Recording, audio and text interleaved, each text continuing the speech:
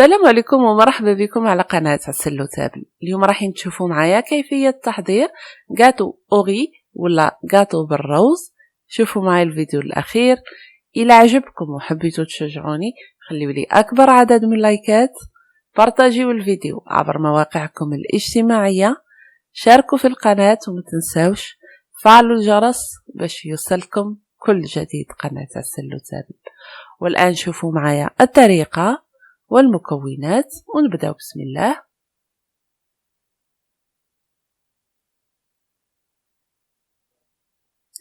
المكونات اللي راح نحتاجو اليوم، راح نستعملو لتر تاع الحليب،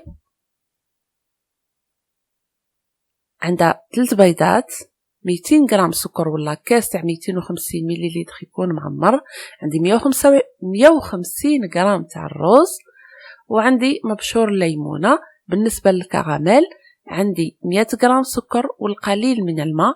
100 غرام هي تقريبا نص كاس تاع 250 مليلتر ولا 5 ملاعق كبار تاع السكر.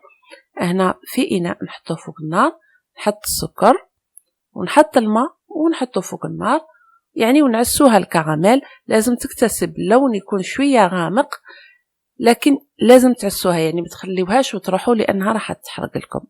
نرجعوا للروز بالحليب تاعنا. اول حاجه نديروها هي نفرغوا اللتر تاع الحليب كيف في اناء نقدروا نحطوه فوق النار، نضيفوا مبشور الليمون، نضيفوا السكر. وهنا السكر نقول لكم يعني انا قلت لكم 200 غرام تاع السكر، لكن السكر تقدروا تتحكموا في الكميه. لكن ما تحبوش الحلاوه بزاف مع الكراميل ننصحكم نقصوا شويه الى حبيتوا. هنا نحط فوق النار ونبقى نحرك حتى هذاك الروز يطيب لنا في الحليب. بالنسبه للروز اللي راح نستعمله اليوم، نقول لكم البنات لازم تستعملوا الروز الابيض، ما تستعملوش الروز المفور هذاك اللي نستعملوه يعني في الاكل. ما نستعملوش البسمتي، نستعملوا الروز الابيض. اكيد الا كان ممكن تتحصلوا على الروز المدور هذاك هو احسن حاجه يعني نقدروا نستعملوها في الروز بالحليب، الروز المدور. لكن ما لقيتيوهش استعملوا الروز الابيض. هذه الكراميل تاعنا ساعه على ساعه نحركها ونخليها يعني تكتسب شويه لون. بعد ما حضرت الكراميل تاعنا نحطها في الكؤوس اللي راح نطيبوا فيهم الغاتو أوغي تاعنا ونخليها جانبا. هادو ما حطيتهم في بلاطو ونخليهم جانبا الوقت اللي الروز تاعي يطيب في الحليب. يعني كي تهزوا الحبه تاع الروز تلقاوها طابت وراح يعني ينشف شويه الحليب. وانا نقول لكم ثاني ما تخليوش وتروحوا، ابقاو حركوا، لانه الروز تاعكم كون تخليوه ما تحركوش راح يهبط لتحت ويتحرق لكم. راكم تشوفوا كل ما يبدا الروز يطيب يعني الكميه تاع الحليب راح تنقص، يعني وماناش راح نشفوه خلاص.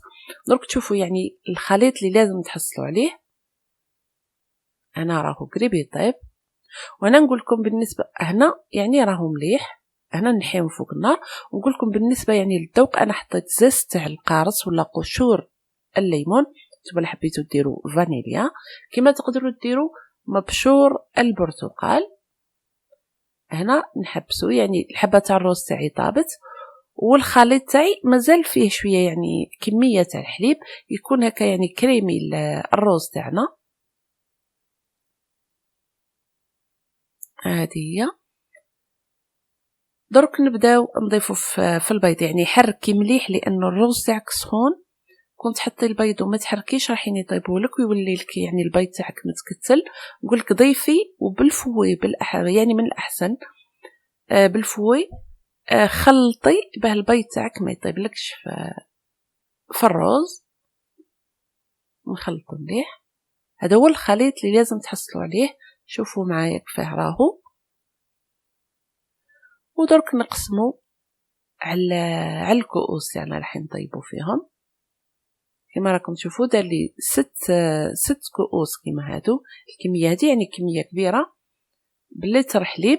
ثم كان جاتكم يعني تقدروا تقسموا ديروا نصف لتر تاع الحليب، والمكونات الاخرى كل تقسموها على 2.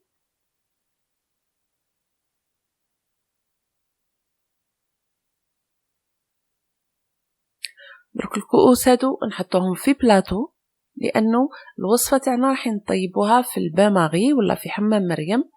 نحطهم ونحط شويه، يعني نحطهم في بلاطو ولا في صينيه تاع الفرن، ونحط كميه تاع الماء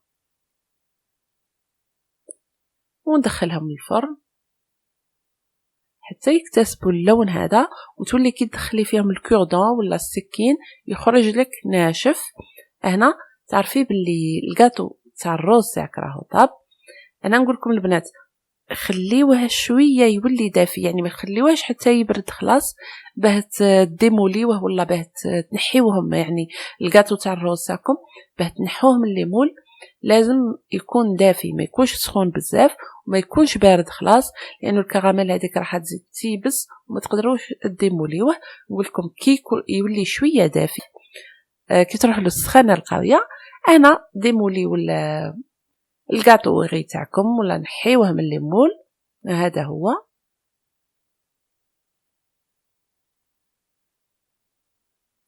وانا يعني من محبات الديسير هذا، يعجبني خاصه في رمضان، ونقول لكم جربوه لانه ممكن جدا راح يعجبكم. ودرك نقول لكم هذا هو الفيديو تاعنا تاع اليوم، هذه هي الطريقه تاعنا تاع اليوم.